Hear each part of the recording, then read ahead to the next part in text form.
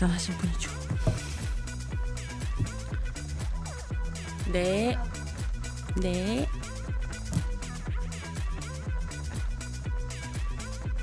지금 이제 생방으로 나가는 거예요? 네. 얼마나 들어와 있어요? 지금 비밀로 할게요. 네, 시사인이 만든 정치 라이브쇼 정치 왜 그래. 매달 마지막 주 화요일에는 박지원 전 국정원장님과 함께 박지원의 내가 해봐서 아는데 바로 시작하겠습니다. 인사해 주시죠. 저희 정치 지금 왜 이래? 정치 왜 이래요? 왜 이래요? 왜 이래요 정말? 월드컵은 왜 이래요? 아 그러니까 속상해요. 되는 일이 없어요. 아니 근데 그 말이 진짜 딱 맞는 것 같아요. 되는 일이 없어요. 요즘. 그러니까요. 되는 일이 없는 정치에 대해서 오늘도 이야기를 좀 나눠주시면 좋을 것 같습니다. 네, 어제 모르시면 소신껏 답변하겠습니다. 어제 축구 보셨죠? 되는 일이 어제 없는 봤는데. 축구. 네. 좀 속상해하시는 국민분들도 많으시더라고요. 전반전 2대 0으로. 맞아요. 그래서 제가 페이스북에다 되는 일이 없다. 아무튼 이렇게 잘했는데 좀 후반전에는 되는 일이 있었으면 좋겠다 해서 두 골을 딱 넣더라고요. 그러니까요. 야 이건 되는가? 이게 되나? 이제 되나? 했는데. 예. 역시. 그러나 잘 싸웠기 때문에. 그렇죠. 내용이 좋았던 것 같아요. 뭐 예. 쉽게 내주고 좀 어렵게 점수를 따긴 했지만 뭐 그리고 또 이강인이나 뭐 조규성이나 이런 또 스타들이 또. 그 한 사람의 역할이 얼마나 큰가. 맞아요. 이강인이 들어가서 확 활력을 분위기가, 불어넣고 손흥민 선수가 다치지만 않았으면 맞아요. 헤딩골부터 확 대시를 해 나갈 건데 김민재 선수도 멋있죠. 네 어쨌든 그러면 김민재 선수처럼 저도 좀 멋있게 생겼으면 좋겠어요. 아 근데 멋있으세요. 해가지고 하는데. 제가 일단 인정해드릴게요. 안경도 바꾸시고 네. 오늘도 멋있게 하고 또 저희 제 안경을 바꿨다고 아는 사람이 내가 두 번째 만났어. 지금 일주일 됐는데. 제가 눈썰미가 꽤 좋습니다. 네. 아이고 제가 원장님한테 관심이 많아가지고 관심의 차이겠죠. 네. 뭐 그쵸. 월드컵 되면 그러니까 월드컵 하면서 뭐 즐겁고 재밌고 좋은데 한편으로는 또 이 이태원 참사 벌어진 지 오늘이 꼭 한 달째더라고요. 그렇죠. 오늘이 한 달 되는 날인데. 네 맞아요. 네. 근데 이제 살아계셨으면 그분들도 같이 또 즐겁게 월드컵을 보고 즐기지 않았을까 생각하니까 또 유가족분들이 얼마나 또 슬픈 가운데 계실지 걱정도 되고 좀 죄책감도 들고 이러던데 사실 이번 한 달 내내 사실 저한테 가장 큰 질문은 그거였던 것 같아요. 왜 이런 엄청난 일이 벌어졌는데 책임지는 사람이 없지? 라는 질문 아마 원장님도 많이 고민하실 질문일 것 같다는 생각이 들거든요. 고민이 아니라 화가 나는 거죠. 국민을 얼마나 무시하고 158명의 구천을 떠드는 그분들 지금 병원에 누워 계시는 분들 그 가족들 한 번이라 생각해 보면은 이런 짓을 하겠어요. 김정은이도 애민정신으로 통치를 한다는데 민주주의 국가에서 이게 뭡니까? 그러니까 그 애민 정신이라는 게 굉장히 부족한 정부구나라는 생각을 안 할 수가 없더라고요. 그래서 저희가 김대중 대통령은 백성을 하늘로 알아라. 그래서 희호도 경천애인, 인내천 같은 걸 쓴 거예요. 국민이 무서운 거예요. 지금 윤석열 대통령께서는 마치 세월호 사고를 반복하고 있는 거예요. 박근혜 대통령의 실패로 가고 있는 거예요. 그러니까 박근혜의 길로 가고 실패한 그렇죠. 박근혜의 길로 가고 실패한 있다. 박근혜의 길로 가는 거죠. 정치는 실패한 YS의 길로 가고 있고. 대응은 실패한 박근혜의 길로 가고 있고. 그렇죠. 지금 현재 대응은 보십시오. 세월호 때 박근혜 정부에서 뭐라고 했습니까? 수학여행 간 애들이 이랬잖아요. 이건 어떤 뭐 놀러 가서 사고 났다. 이런 생각을 갖는 거예요. 그래서 한덕수 총리가 말은 잘했어요. 그때는 국가가 없었다. 저는 그때 무정부 상태였다 이렇게 표현을 했는데 국가가 없다는 말이 맞아요. 그쵸. 지금도 국가가 있어요? 나는 국가가 없다고 생각합니다. 그 맞습니다. 가족들에게. 저희 어머님이 36세 홀로 되셨는데 때때로 그런 말씀을 하시더라고요. 독백처럼. 산 사람은 배고프면 먹고 졸리면 잔다. 죽은 사람만 불쌍하다. 그래 나는 그 의미가 뭔가 몰랐어요. 왜 지금 이렇게 잘하고 보니까 아버님이 그리울 때 그런 말씀을 하셨구나. 그래서 저는 그 12구 참사, 이태원 참사의 유가족들에게 자꾸 그 말이 나와요. 생태 같은 자기 자식들을 진짜 꽃도 못 피워본 그 자식들. 제 아시는 분도 두 분이 30살 된, 32살 된 딸들을 잃었어요. 이번 참사에서요. 그분들이 제가 그 얘기를 했어요. 우리 어머님이 그러시더라. 죽은 사람만 불쌍하다. 그런데 국가가 책임을 안 지는 이런 일이 어디 있어요? 그러니까 국가가 존재하는 이유가 사실 국민의 생명을 지키는 생명과 이유인 재산 거죠. 보호죠. 제 일이죠. 아니 그런데 이상민이라는 그분은 뻔뻔해도 그렇게 뻔뻔할 수가 없어. 나는 한편 그래요. 저 양반이 만약에 판사를 지금까지 하고 네. 있었으면 이거 큰일 났구나. 왜 하필이면 좋은 고등학교 좋은 대학 나와가지고 대통령 후보가 되니까 이게 말이 돼요? 네, 행안부 장관 하는 것도 사실 좀 큰일 난 일인 것 같아요. 지금 난리죠. 네. 아니 그러니까 오늘 경향신문 네. 그림마당 그 시사 만화에 이런 게 됐더라고요. 경찰을 배치한다고 해결될 문제가 아니다. 국민이 분노한다고 파면을 당할 내가 아니다. 이게 이상민 장관. 그러게요. 아니 근데 오늘 그런데 또 본래 근본적인 책임은 대통령한테 있는 거예요. 대통령이 어떻게 저렇게 무딜 수가 있어요? 아니 근데 역대 뭐 정부 워낙 또 많은 여러 대통령을 모셔보셨지만 이런 어떤 사회적 참사가 벌어지거나 불행한 일이 생겼을 때 책임 있는 사람을 경질하는 거는 사실 가장 처음 하는 일이기도 하잖아요. 그렇죠. 그렇기 때문에 모든 이런 참사에 대해서는 도의적, 정치적, 법률적 책임을 지는 거예요. 도의적 책임은 국민들에게 진심으로 사과를 해야 돼요. 네. 그럼 윤석열 대통령이 물론 조문을 6곳 다녔고 6번 갔죠. 뭐 천주교, 기독교, 불교 모임에 가서 종교적으로 말씀을 하셨지만은 공식적으로 공개적으로 예를 갖추어서 고인들에게 또 국민들에게 진정한 사과를 했냐고요. 도의적 책임도 안 지죠. 거기에 정치적 책임이라고 하는 것은 책임을 지고 해임을 하거나 파면을 당해야 되는 거예요. 그것도 안 하고 지금 마지막으로 법률적 책임을 조사해가지고 죄가 있으면 책임을 묻겠다. 네. 아니 158명이 돌아가신 게 그 좁은 골목에서 참사를 당한 게 죄가 아니면 뭐예요? 아니, 근데 도의적 정치적 책임을 먼저 하고 법률적으로 조사를 해야지. 지금 경찰에서 조사하는 것도 그렇지 않습니까? 맞아요. 행안부 장관 압수수색만 하고 자기 직속 상관을 어떻게 조사를 해요?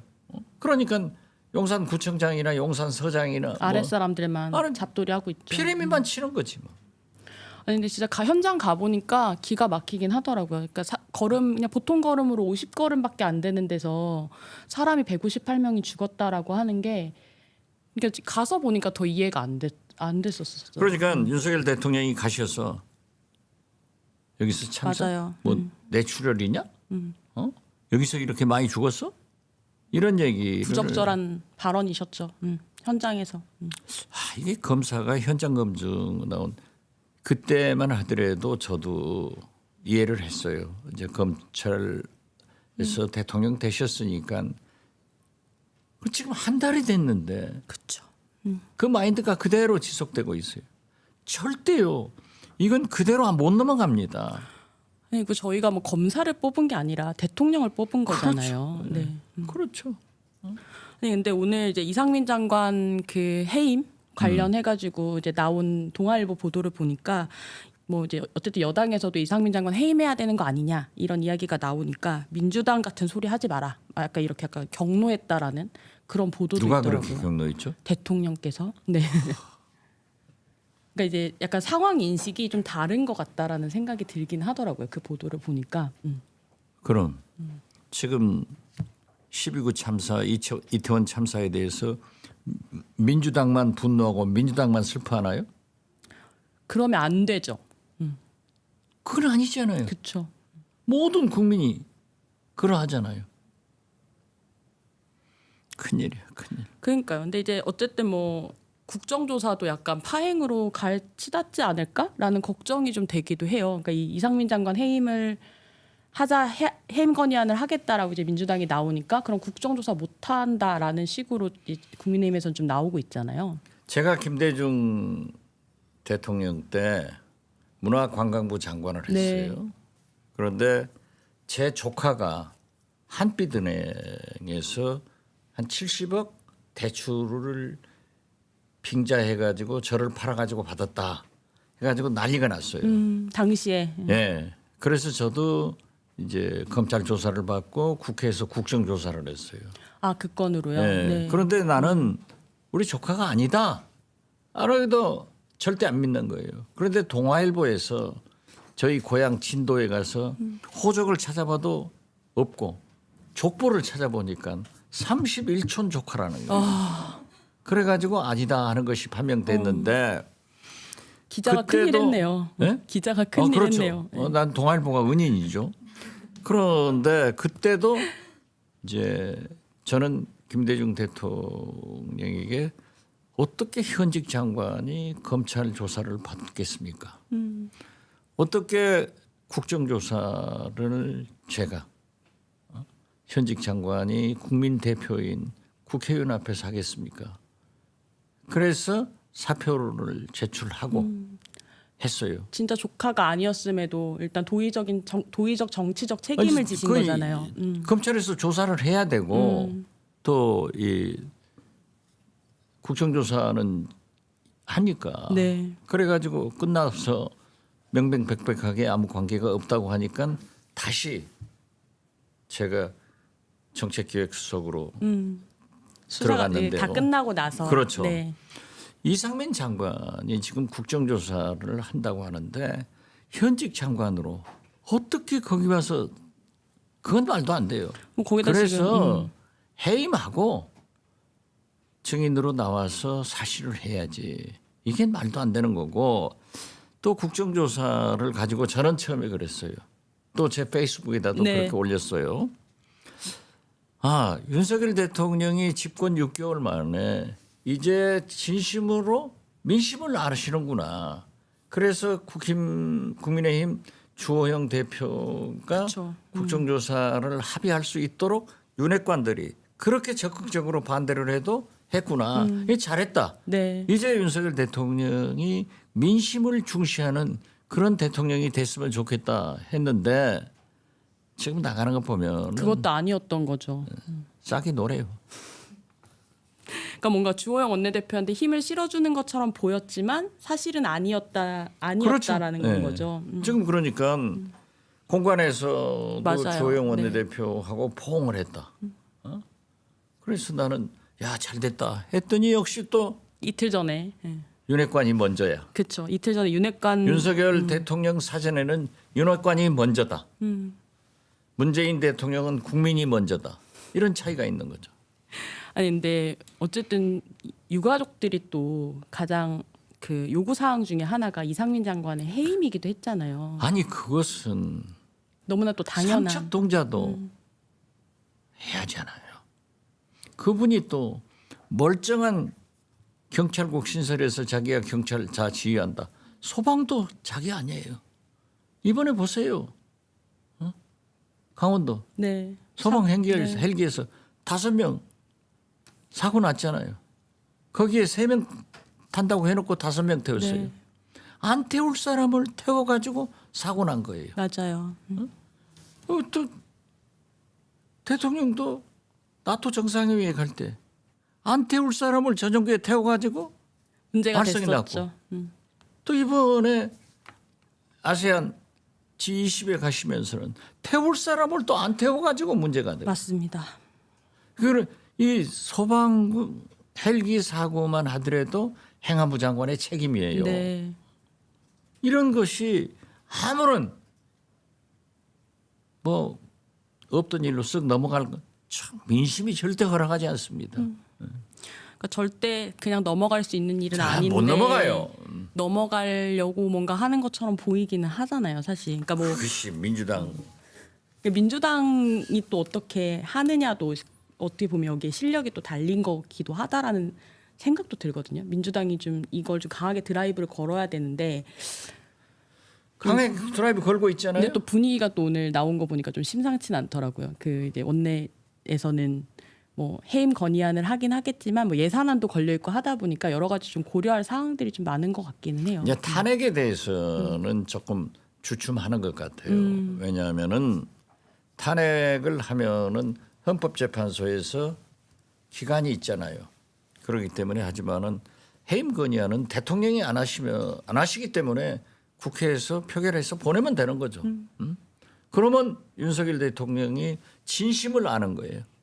국민의 대표기관인 국회에서 네. 해임 건의안을 했고 국민이 유가족이 다 요구하는 해임 건의안을 받아들이지 않는다? 이건 천심을 배반하는 거죠. 그러니까 이거는 이제 박진 외교부 장관 해임 건의안 때와는 또 다를 그건 것이다. 다르죠.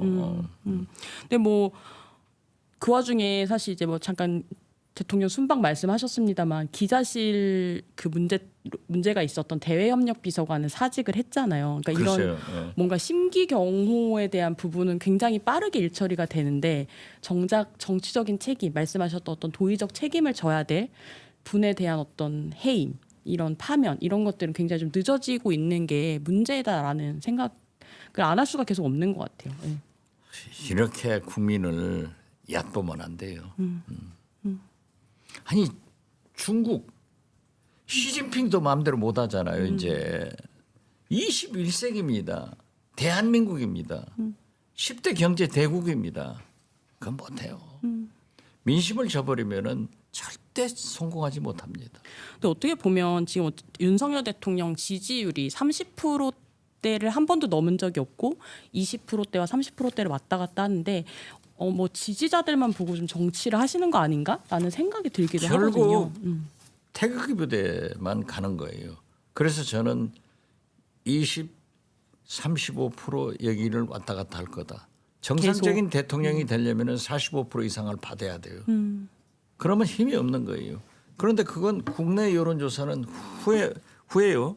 미국의 모닝 컨설턴트 22개국 정상들만 여론조사를 하는데 문재인 죄송합니다. 윤석열 대통령은 16% 지지를 받고요. 네. 부정평가 차이가 60% 이상이 나요. 세계 22개국 맞아요. 정상 중 꼴등이에요. 이걸 잘 알아야 된다고요. 국제적 망신 아니에요. 네, 누가 우리 대통령을 우리는 비난할 수 있지만은 남이 하면 싫잖아요. 그건 그쵸. 네. 내가 좋아하는 사람도 그러니까 내가 싫어하는 사람도 내가 욕하는 거지. 그렇죠. 남이 욕하면 속상하잖아요. 우리 가족인데, 우리 대통령인데. 사실 그러니까 누구보다 또 대통령이 잘하기를 계속해서 또 조언해 주시기도 했던 그렇죠. 거니까요. 아니 저는요 이번에 아세안 G20에서 네. 미중 정상회담이 성공하고 또 될까 말까 하던 한중 정상회담을 해서 북한 문제에 대해서 얘기를 했단 네. 말이에요. 그리고 내년 초에 블링컨 미 국무장관과 국무장관이 베이징을 방문해서 왕이 외교부장과 회담을 한다고 그래요. 이건 성공이니까 네. 윤석열 대통령께서 박진 외교부 장관, 권영세 통일부 장관을 각각 미국, 중국에 보내서 사전 정지 작업을 해야 된다. 네. 얼마나 좋은 일이에요. 이런 건 하지 않고 또 이번에 국정조사도 수용한 것이 그렇게 윤핵관들은 반대했지만은 주호영 원내대표를 통해서 합의를 한 것은 대통령의 사인이 없었으면 불가능하거든요. 불가능했겠죠. 그래서 이제 민심을 받아들여서 정치를 하시니까 진짜 잘했습니다. 성공하셔야 됩니다. 라고 했는데 칭찬하면은 고래도 춤춘다는데 칭찬이 제일 좋잖아요. 약간 청개구리처럼 근데 괜히 칭찬하니까 칭찬해가지고 저만 항의 전화 많이 받고 댓글로 얻어맞고 그랬어요. 근데 국정조사는 그러나 잘한 건 잘했다고 해야죠. 그건 잘했지만 근데 사실 뭐 이 과정을 보면 매끄럽진 않은 것 같아요. 어떻게 됐든 그거라도 했으니까 한 가지라도 예. 칭찬할 거리를 찾으시려는 어떤 노력, 박 원장님의. 순간적으로 두 가지 했죠. 아니, 근데 국정조사는 좀 어떻게 될 걸로 좀 보세요? 하나고는 못 베길 겁니다. 그리고 하시는 것 유가족이 충분히 됐다. 네, 그리고 국민이 납득해야지 그걸 호도해서 그냥 시간 때우려고 천만의 말입니다. 거듭 말씀드리지만 세월호처럼 몇 년이 가도 끝나지 않고 사실상 박근혜 대통령의 불행이 거기에서부터 시작됐어요. 하나가 무너지면 무너지는 거예요. 네, 이번에 보세요. 중국 위구르 자치구 네, 수도 우리무치에서 아파트가 붕괴돼 가지고 10명이 죽고 9명이 부상됐는데 거기에서부터 시작되는 거예요. 데모가. 네, 그래가지고 코로나 봉쇄를 하니까 베이징, 상하이, 우한 등에서 들고 일어났잖아요. 그렇죠. 그런데 지금 화물연대 이런 뭐 노동 민노총 파업을 하면은 왜 정치 투쟁을 하느냐 그러지만은 그 투쟁이 정치로 이어져요. 중국 대학생들 보세요. 지금 코로나 봉쇄 그건 없어지고 시진핑 나가라, 공산당 나가라. 네, 정치 투쟁이 되잖아요. 앞으로 어떻게 전개될지 모르지만은 이건 어려워지는 거예요. 그래서 왜 호미로 막을 것을 가래로도 못 막게. 지금은 이제 국정조사 잘못하면은요 12구 참사, 이태원 참사는 불도저라도 못 먹어요. 그렇게 넘어갈 국민이 아니에요. 우리 국민은 박정희 시대도 살았고 전두환 시대도 살았어요. 다 국민이 승리했어요. 길게 보면 이제 국민이 승리하는 길로 가는 건데. 그쵸? 그렇죠. 근데 뭐 정쟁하지 말라라고 하지만 사실 계속해서 정쟁의 어떤 땔감이라고 해야 될까 이거를 정부가 계속 좀 던져주고 있다라는 느낌을. 윤석열 대통령은 문제를 풀어가야 되는 대통령이 해결하는 대통령이 돼야 되는데 매일 문제를 만들어가는 대통령이. 맞아요. 아니 화물연대만 하더라도 5개월 전에 지금 그쵸. 상태로 합의했잖아요. 그쵸. 12월 말까지인데 지금까지 화물연대에서 양보하면서 정부하고 소통하자는데 다 상대 안 하다가 이제 파업하니까 명령 내려서 정상 복귀해라. 이분들이 할 것 같아요. 그렇죠. 했으면 좋겠는데 안 해요. 그러니까, 이 충돌로 간다는 거예요. 그러니까 대통령의 어떤 메시지들이 모든 것이 법치로, 법대로, 법 위에 정치가 있는 거예요. 법 위에 정치가 있다. 근데 그 말을 좀 기억을 대통령이 좀 기억하셔야 될 것 같은데, 그렇죠. 좀 쉽지 않은 국면으로 계속 좀 일을 좀 풀어가시는 것 같아요. 어두워져. 저 경제만 하더라도 얼마나 어렵습니까?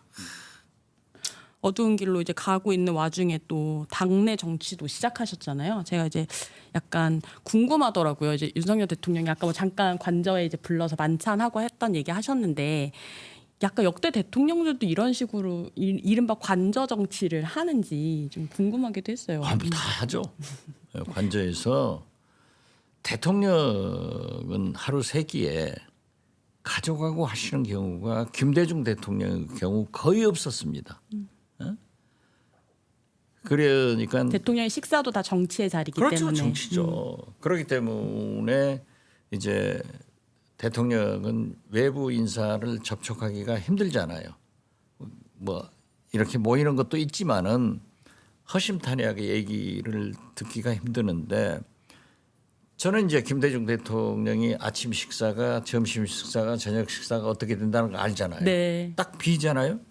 그러면은 김대중 대통령이 제일 자주 만나신 분이 김수환 추기경, 강원영 목사님, KBS 박권상 사장 선생님, 이 세 분이 제일 직언을 하시더라고요. 그러니까 오늘 내일 아침 식사가 비었다 하면은 제가 추기경님한테 전화해서 제가 그냥 거짓말하는 거예요. 대통령님 내일 아침 조찬하시자입니다. 그럼 천하의 대통령이 하자는데 못하겠다는 사람 없어요? 네. 그렇게 하고 김대중 대통령한테는 추기경님이 꼭 하실 말씀이 있다고 내일 아침에 들어오신다고 그럽니다. 그래서 초청 같이 하시죠. 네. 내가 잡아놓고 하니까 그런다. 강원정 목사님, 박권상 사장님 이런 분들이 오셔서 세상에, 그분들은 성직자고 언론인 아니에요. 그렇죠. 다 얘기를 하는 거예요. 이래서는 안 된다. 누가 이렇다 저렇다. 기가 뚫리는 거죠. 그러니까 직언할 사람을 계속해서 그렇죠. 식사 시간에 좀 붙여주신 거잖아요. 그렇죠. 근데 그에 비해서 윤석열 대통령이 어쨌든 이번에 한남동 관저에 이사 가고 나서 제일 처음 부른 사람들이 아까 말씀하셨던 윤핵관이란 말이에요. 이른바 이제 뭐 자기 식구들하고는요 소통이 아니에요. 짬짬이지. 그러니까 윤핵관들하고 해서 전당대회 얘기를 했을 것 아니에요. 제가 볼 때는 유시민 전 의원은 절대 대표 안 된다. 유시민? 예, 유승민. 네. 그래. 유승민. 그리고 이 윤핵관 중에서 네, 권성동, 장제원, 이철규, 윤한홍 의원 만났다 아니 그러더라고요. 그러니까 다음 차기 대표는 누구로 하자. 결의대 한 거 아니에요? 근데 원래 대통령이 이렇게 당무에 개입해도 됩니까? 당무에 개입하죠. 옛날에는 삼김 시대는 그분들이 총재였어요. 그리고 당 대표를 총재가 임명을 했어요. 그렇죠, 그렇죠. 예. 지금의 원내대표 자리를 그러니까 요즘은 국회의원들이 뽑지만 옛날에는 이제 대표가 이제 임명하고 네. 그랬죠. 그 인준을 받고 그러는데 다 하죠. 그러니까 안 한다고 거짓말하는 거예요. 지금 윤석열 대통령이 나는 당무에 개입하지 않는다 하면서도 계속 하잖아요. 이건 거짓말해서는 안 돼요. 할 수 있. 이거 할 수밖에 수 있고, 없는 거죠. 할 수밖에 없고. 집권 여당은 대통령이 성공할 수 있도록 돕는 거예요. 돕는 길이 대통령이 시키는 대로 하는 하청업자가 아니고 진짜 민심을 제대로 전달해 주는 그런 역할을 하는 거죠.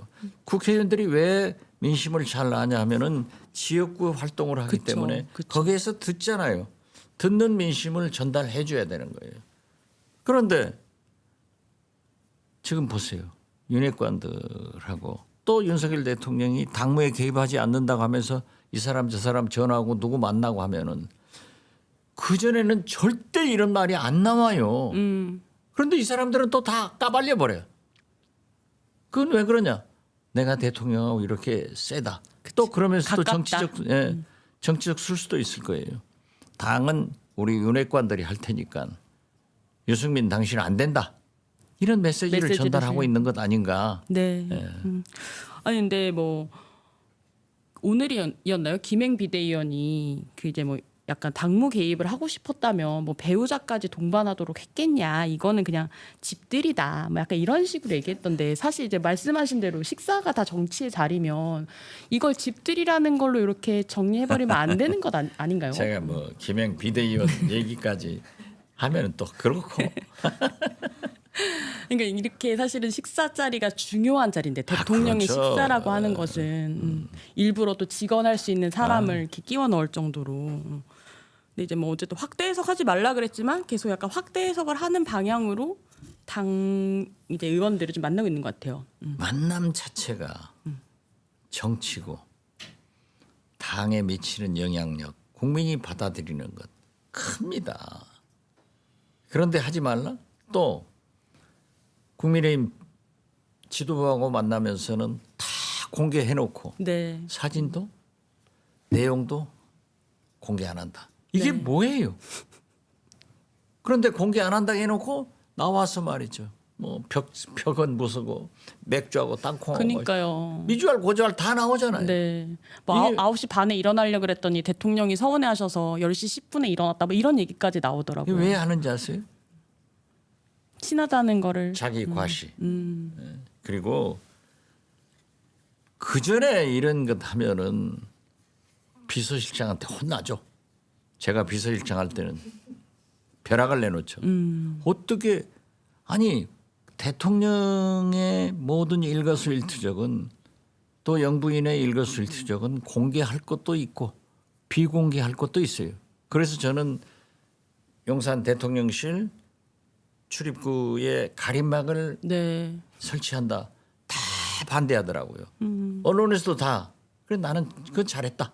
아 오히려. 오히려 나는 잘했다. 대통령의 출입은 공개할 것 비공개할 것 있어요. 또 대통령실을 출입하는 외국인이나 내국인이나 공개할 것도 있고 비공개할 것도 있는데 기자실 앞에 다 공개되니까 거기 들어가는 외국인한테 기자보다 사진 못 찍으라 한다고 사진 안 찍으면 기자 아니에요. 기자가 버르장머리 쓰면 기자 아니에요. 대통령 원래 돌아가는데 좀 뒤에다 대고 질문 안 하면 기자 아니에요. 그렇죠. 그렇죠. 그래서 나는 가림막은 잘했다. 그래서 공개할 것은 공개하고 비공개할 건 비공개하는 거예요. 네, 어쨌든 뭐 근데 이렇게 약간 좀 그런 모습들이 언론하고 좀 싸우는 모양새를 계속해서 좀 만들고 있잖아요. 이 윤석열 대통령이 왜 이렇게 자꾸 언론이랑 싸우는지도.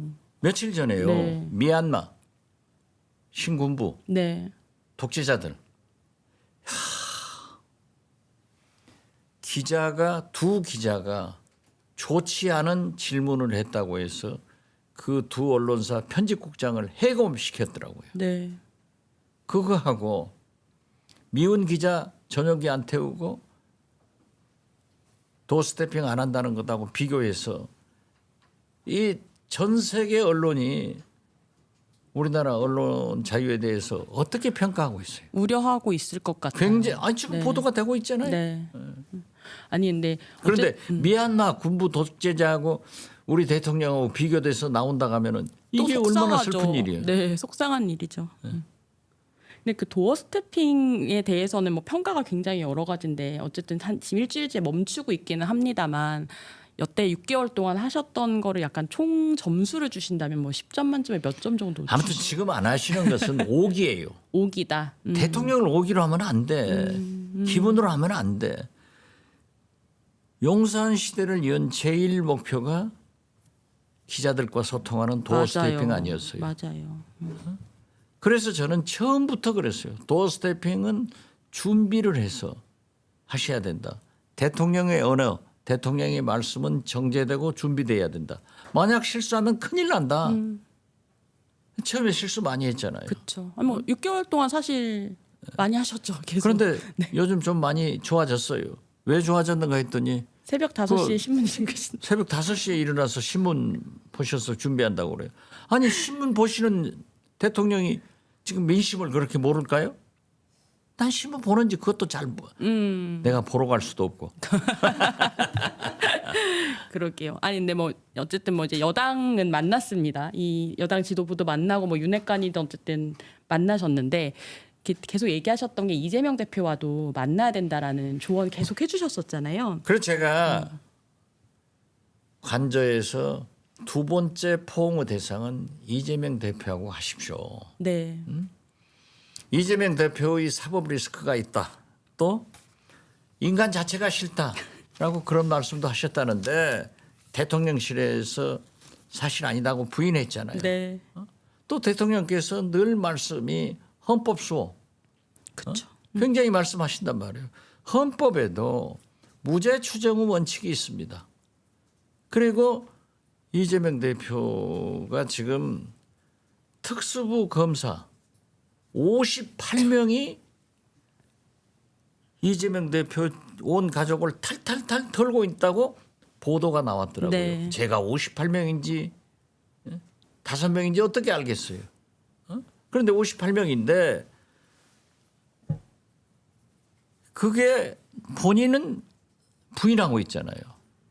그리고 대통령께서 늘 말씀하시는 헌법에도 무죄 추정 원칙이 있으니까 네. 그건 그거고 실체를 인정해서 만나서 한번 포옹하면은 엄청난 국민들이 안심을 하고 지지도가 올라갈 겁니다. 무엇보다 이제 국민들이 안심하는 어떤 모양을 좀 보여줘야 된다고 그렇죠. 그게 생각하시는 정치예요. 거죠.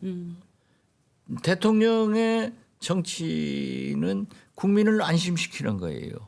그리고 MBC 기자도 다시 또 스태핑 시작하셔가지고 딱 불러서 나와 있으면 잘 좀 부탁해요. 그러지 마 하고 등 한번 탁 때려주면은 얼마나 국민들이 안심하겠습니까? 그래서 이 두 가지를 하시면은 지지도 올라갑니다 하고 가르쳐줘도 못해. 큰 정치하시라고 계속 지금 원장님이 가르쳐주고 있는데. 그게 큰 정치 아니에요. 그런데 어떻게 됐든 이재명 대표하고 만나야지. 나중에 산수갑산을 가더라도 이건 아니잖아요. 무죄 추정 원칙이 있으니까 만나십시오 하는데 몰라요. 근데 원래도 이렇게까지 안 만나나요? 그러니까 아니 대통령 된지 역대 이제 6개월 대통령이 됐는데. 예. 집권 7개월째 접어들면서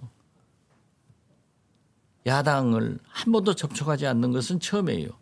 그리고 다 역대 대통령 보십시오만은 취임하면은 전직 대통령들도 다 초청을 해서 식사를 하면서 감사 인사도 드리고 조언도 받습니다. 네. 전직 대통령을 한번 부릅니까? 이게 뭐예요 도대체? 이러면 안 되지. 그러니까 밥을 먹는 게 사실 별거 아닌 것 같지만 굉장히 이제 큰 정치적인 행위인 건데. 아 그렇죠. 성경에도 식사를 같이 하라고 그랬잖아요. 먹으면서 서로 주고받는 얘기. 만약에 이재명 대표를 제가 그 어떤 보수 인사한테 그 말씀을 전하십시오. 이재명 대통령에게. 대표하고 만나 가지고 독대하는 것도 아니고 여럿이라도 만나라. 민주당 지도부 만나서 자, 잘 도와주십시오. 내가 이제 6개월 됐는데 이제 좀 일을 해야 될 것 아닙니까? 그러니까 내년 예산도 이렇고 그렇죠. 예산도 민생 있고. 법안도 이렇고 하니까 잘 도와주십시오. 그리고 민주당에서 하고 싶은 얘기도 저도 잘 감안하겠습니다. 이렇게 하면은 누가 좋아요? 첫째는 국민이 행복하고 두 번째는 윤석열 대통령이 지지도 올라간다니까요. 도어 스태핑도 MBC 기자 탁 등 한번 때리면서 웃으면은 올라간다니까요. 근데 지금 그런데 가르쳐 주신 거 그렇게- 하나도 안 하고 그렇게 있잖아요. 올라가면 민주당에서 내 복당 안 해주지 또. 지금 기다리고 계시죠. 예.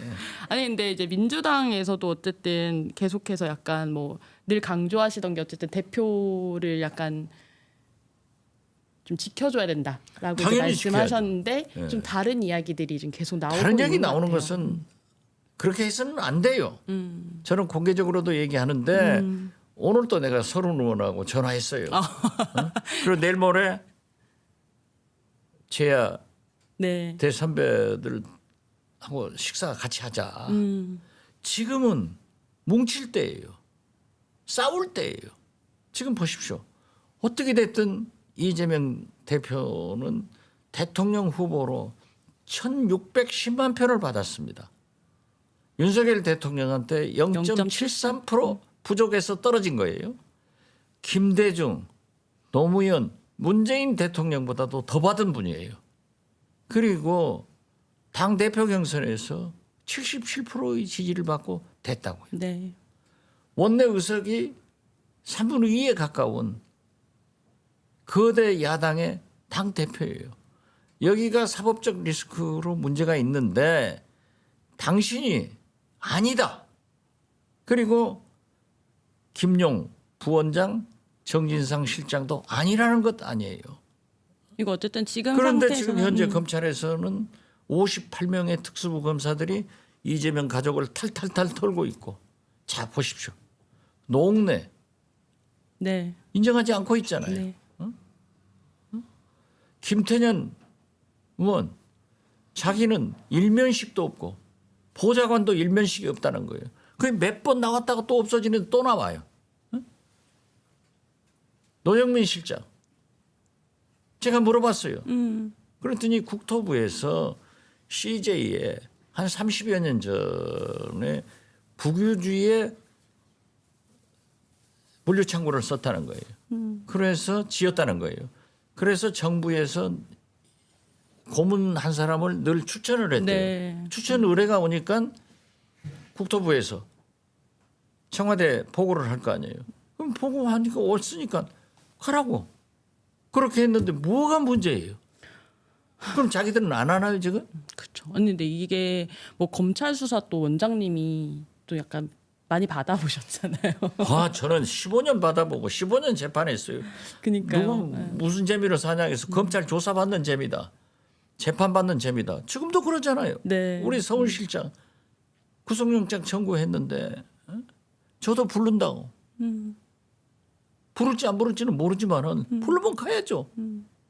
그런 이제 어떤 검찰 조사의 어떤 선배 입장에서 이재명 대표에게 좀 조언을 해주신다면, 네. 마지막 질문으로. 네. 아니 그렇지. 진실은 밝혀져요. 시간이 많이 걸려도. 그렇죠. 그래서 저는 김대중 대통령께서 저에게 늘 해주시는 말씀이 있었어요. 사실이면은 인정하고 빨리 사과를 해라. 사실이 아니면 끝까지 싸워라. 그래서 저는 대북송금 특검 때 150억 DJ 노후 비자금을 가지고 왔다고 해서 끝까지 싸가지고 무죄됐잖아요. 그래서 나는 아니었는데 국민과 언론은 다 150억 먹었다겠잖아요. 네. 그런데 내가 계좌 추적에서 무죄가 됐단 말이에요. 그런데 어째서 이재명도 본인이 아니라는데 정진상 김용도 아니라는데 거기를 보호 안 해요? 당이란 게 뭡니까? 무리당자예요. 그래서 나는 민주당이 더 단결해서 민주당은 탄압을 받으면 단결해서 싸우는 DNA가 발전돼 있어요. 국민의힘은 대통령한테 줄 잘 쓰는 DNA가 있고 그러니까 내일 지구가 멸망하는 한이 있더라도 오늘 민주당은 사과나무 싸워야 한 그루를 심어라. 싸워야죠. 그 이상 뭐 다른 방법이 뭐 있어요. 이러다가 민주당 한 사람 검찰 재패 가서 다 죽어지면은 민주당 없어지면은 이 나라 민주주의가 없어지는 거예요. 네. 민주주의를 걸고 싸워야 돼요. 민주주의를 걸고 싸워야 된다. 그렇죠. 근데 사실 이제 지금 끝날 시간이 됐는데 원장님 사실 한 달이 뭐 길다면 길고 짧다면 짧은 시간인데 사실 지난 한 달 사이에도 뭐 이태원 참사도 있었고 또 이제 외교 해외 순방 과정에서도 기자들하고 문제도 있고 이래서 이 다음 달에는 또 어떤 이야기를 가지고 하게 될지 좀 두근두근하기도 해요. 사실 또 어떤 문제가 벌어질지 한 달 동안. 김대중 대통령이 이제 한국 방문 후에 관광 네. 그 슬로건으로 다이나믹 코리아, 코리아. 이걸 했는데 진짜 우리나라는 너무 다이나믹해. 너무 사고가 많아. 그리고 제발 윤석열 대통령은 풀어가야 돼요. 실타래가 엉켰으면 대통령이 풀어줘야 돼. 네. 집안이 어려우면은 가장이 풀어야 돼. 나라가 어려우면 대통령이 풀어야 되는데 어떻게 대통령이 매일 문제를 만들어내냐고. 그래서 저는 앞으로 한 달간 네. 제발 월드컵도 16강 갈 수 있을까요? 가야죠. 경우의 수가 너무 많던데. 대통령이 잘하시면 가는 거예요. 아 대통령이 잘하면 월드컵 때 갈 수 있나요? 김대중 대통령 잘하니까 4강까지 가잖아요. 그때는 근데 우리가 개최국이었잖아요, 원장님. 개최국이라고 뭐 저 공이 페널티킥을 더 줍니까? 뭐 합니까? 싸워서 이긴 거지. 네, 저희 그리고 말씀하세요. 모든 게 좀 잘 돼야 돼. 그래서 지금 현재는 정치로 다 풀어야 돼. 정치만 잘 되면은 다 풀려요. 그래서 국민이 법위에 바라는 정치가 대로 있다. 협치를 해야지 지금처럼 북한, 정치, 경제, 외교, 민주주의가 총체적으로 위기에 빠진 이 윤석열 대통령의 집권 6개월을 이제 좀 희망을 가지고 풀어가는 성공하는 그런 대통령이 되기 위해서는 첫째는 민주당과 협치해야 되고 관저의 두 번째 포옹의 대상은 이재명이 돼야 된다 하는 것을 말씀드리면 올라갈 거예요. 다음 달에 어떻게 될지 한번 지켜보도록 하겠습니다. 그렇게 하셔야 된다니까요. 원장님 저희 시청자 궁금이 분들한테 마지막으로 인사해 주시고 네. 네, 시사인은요 제가 올 때마다 사무실이 너무 깨끗해요. 시사인은 좀 돈도 없고 구질구질해야 되는데 어떻게 됐든 시사인이 정치 왜 이래 명예를 걸고 유튜브 하니까 구독, 좋아요 꼭 눌러주세요. 충성. 감사합니다. 다음 달에 또 뵐게요. 예, 원장님. 그래요. 네, 감사합니다. 고맙습니다. 네.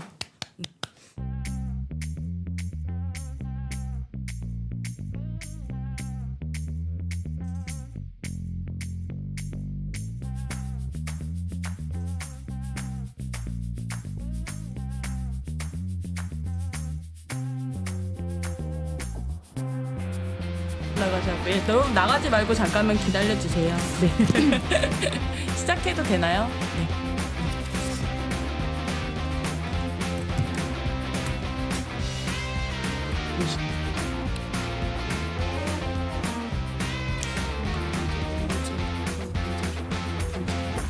네, 시사인이 만든 정치 라이브 쇼 정치 왜 그래.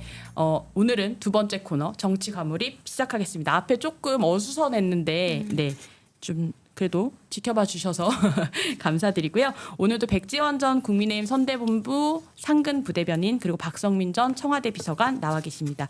오늘 이모티콘 토크 먼저 좀 이제 오늘 시간이 좀 많이 돼서 빨리빨리 좀 시작해 볼게요. 저는 이상해요를 골라봤습니다. 이상해요. 제가 준비한 주제는 이제 화물연대 파업과 업무 개시 명령 관련한 건데요. 이제 11월 29일 오늘이죠. 그 윤석열 정부가 화물 노동자들에게 불법과 타협하지 않겠다라면서 업무 개시 명령을 내렸습니다. 그래서 사문화되었다던 어떤 업무 개시 명령이 유령처럼 돌아왔다는 생각이 좀 들었는데요. 이상민 행안부 장관이 화물연대 파업은 이태원 참사와 마찬가지로 책임이 정부에 있다는 것을 이태원 참사와 같은 사회적 재난이다라고 말씀하셨는데 이것이 굉장히 좀 부적절한 비유임을 차치하고라도 이태원 참사와 마찬가지로 책임이 정부에 있다는 것을 어떻게 시인한 발언은 아닌가라는 생각이 좀 들었고요. 그 화물연대 요구는 안전운임제 확대입니다. 화물차 교통 안전을 위해서 화물차 기사가 받는 최소한의 운송료를 보장하는 제도이고요. 이게 또 모두한테 보장되는 것도 아닌데 뭐 수출입 컨테이너 혹은 벌크 시멘트 등 특수 화물차 약 2만 6천여 대에만 적용되고요.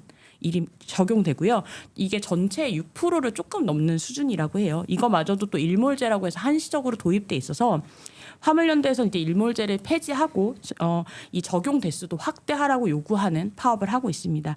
저희가 이제 화물차 3만 8천여 대의 그 디지털 운행 기록 장치를 데이터를 분석해서 얼마 전에 기사를 냈는데요. 그 거기를 보면 이 운전자들이 하루에 14시간에서 16시간을 일하고 2-3시간 정도밖에 자지 못하고 있었습니다. 과로, 과속, 과적 압박은 이제 화물차를 흔히 말하는 도로 위의 흉기로 만들고 있는데요. 이 화물차 운전이 도로를 함께 쓰는 우리의 안전과도 직결되기 때문에 굉장히 중요하고 많이들 약간 착각하시는 것 같지만 파업은 불편하라고 하는 거거든요. 그래서 그래야 세상이 좀 겨우 목소리를 좀 듣기도 하기 때문인데 이 노동자들을 뭔가 업무 개시를 명령하시기 전에 정부와 국회가 책임을 다했는지 먼저 좀 따져보셨으면 좋겠고요. 대통령이 중시하는 자유가 왜 항상 이런 노동자 같은 사회적 약자에만 그 앞에서만 멈추는지도 한번 좀 고민해 보셨으면 좋겠다라는 생각에서 이상해요를 골라봤습니다. 그러면 박성민 비서관님 한번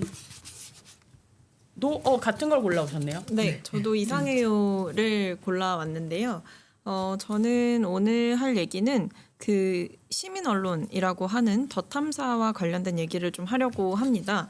사실 더 탐사가 이제 며칠 전에 한동훈 법무부 장관의 거주지를 찾아갔죠. 여러 명에서 찾아갔습니다. 그래서 그 과정을 유튜브를 통해서 생중계를 했었고, 그리고 한동훈 장관의 집 앞에 있는 택배나 아니면 문에 있는 도어락을 만져보거나 이런 식으로 사실 그 안에 한동훈 장관은 없었다고 하나 그 안에 가족들이 있었다고 합니다. 그래서 굉장히 한동훈 장관도 많이 화가 났던 것 같고요. 지금 이런 더 탐사의 행동을 두고 지금 법적인 처분을 꼭 받게 하겠다라는 취지로 이야기도 하고 있습니다. 그래서 지금 결국에는 더 탐사가 과연 언론으로서 할 수 있는 행위를 한 것이냐라는 비판이 분명히 있는 것이고, 그리고 금도를 넘었다라는 비판 역시도 할 수밖에 없을 것 같습니다. 한동훈 장관과 관련해서 밝혀져야 할 진실이 있거나 아니면 문제가 있었을 때는 취재 윤리를 지켜서 정당하게 취재를 해야 하는 것이지, 저는 과거에도 조국 전 장관과 관련된 그 취재 열기가 강화되면서 특히 조민 씨, 그러니까 딸과 관련된 딸의 거주지에 가거나 뭐 딸이 근무하고 있는 병원에 찾아가거나 이런 식으로 하는 행동들에 대해서 굉장히 비판적인 입장이었거든요. 이번 사안 역시도 뭐 진영을 떠나서 저는 한동훈 장관에게 더 탐사가 보여주는 행위는 사실은 취재가 아니라 폭력이다라고 생각을 합니다. 네, 더 탐사 취재 관련해서 이상해요. 비서관님도 골라주셨고 네. 대변인님은 잘했어요. 오랜만에 보는 잘했어요입니다. 이상해요가 우리 제일 최다 픽이었던 것 맞아요. 같아요. 항상. 네, 그런데 오랜만에 잘했어요인데 저는 더불어민주당 서른 의원께서 오늘 하셨던 말씀을 두고 잘했어요라고 평가를 했는데요. 서른 의원께서 이재명 대표에게 나라면 당대표 내려놓고 결백 입증하겠다라고 말씀을 하셨는데요. 사실 지금 뭐 불법 정치 자금이나 대북 송금 같은 것들로 모든 연루가 되어 있다는 정황들이 드러나고 있고, 모든 손가락이 결국에 지금 이재명 대표를 가리키고 있는 상황에서 사실 저는 대선을 패배한 직후에도 책임을 지는 태도를 보이셨어야 된다고 생각을 하는데 바로 그렇게 출마하신 것부터 잘못됐다고는 생각을 하고 있었어요. 그래서 이재명 대표에게 이런 의혹들에 대해서 정말 떳떳하시라면 뭐 당이나 우리 정치에 더 이상 폐를 끼치지 마시고 당대표직 내려놓으시고 저도 대국민 사과하셨으면 좋겠습니다. 그래서 서른 의원님 말씀에 동의를 하고 있고요. 민주당에서도 이런 목소리들이 좀 있는 것으로 알고 있습니다. 그래서 잘했어요라고 평가를 해봤습니다. 오늘은 두 이상해요와 1 잘했어요가. 근데 이모티콘이 이상해요가 제일 귀여운 것 같아요. 이거 약간 저랑 닮지 않았나요? 네. 아무튼 오늘 이제 박 전 원장님이 앞에 좀 길게 하고 가셔서 저희가 좀 빠르게 또 진행해 보겠습니다. 그러게요. 예. 일단은 국정조사 이야기를 안 할 수 없을 것 같습니다. 이상민 장관과 국정조사 이야기 안 할 수 없을 것 같은데 첫 번째 주제는 국회 왜 그래 이상민 걸고 국정조사 원점으로입니다. 그 이제 국정조사가 좀 시작되나 했는데 민주당에서 이제 이상민 장관 파면을 요구하면서 뭐 야당에서는 그래서 국정조사위원회 사퇴하겠다, 뭐 보이콧하겠다, 뭐 이렇게 좀 강하게 대립하고 있는데요. 이 각 당 분위기가 오늘 또 약간 달라지긴 했어요. 민주당 그 보니까 달라졌던데 좀 먼저 좀 설명을 해주시면.